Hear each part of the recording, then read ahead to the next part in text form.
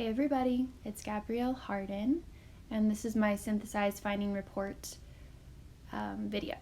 So these are the 3 studies that I looked at to make my synthesized finding, and the first one being titled Distress During Pregnancy, Epigenetic Regulation of Placenta Glucocorticoid-Related Genes and Fetal Neurobehavior.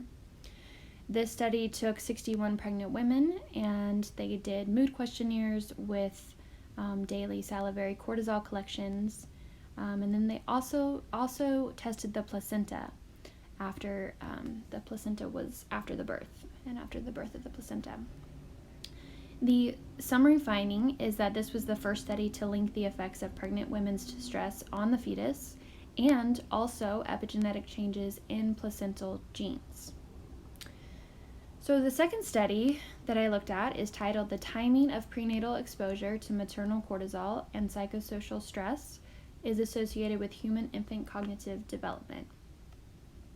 The design of this study was they took samples of maternal saliva and collected it for a cortisol analysis, and then they also assessed the psychological state during different times of pregnancy, while also, after the infant was born, they assessed the mental and psychomotor development at 3, 6, and 12 months of age.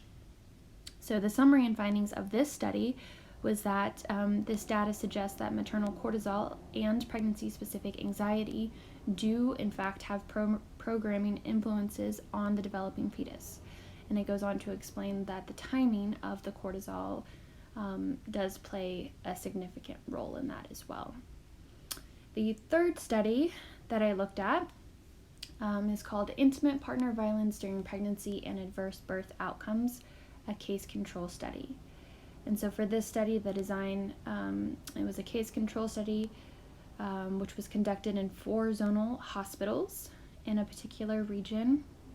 And it found that, in fact, the summary of the findings was that women who are exposed to intimate partner violence or physical abuse during pregnancy do have a risk of preterm birth and low birth weight. And that number actually is increased through exposure of abuse.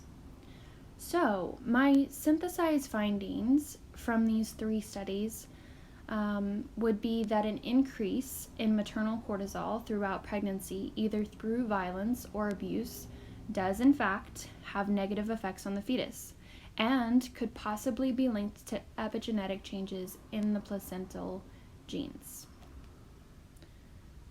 These are my references that I used, and that is my synthesized finding. Thank you for listening.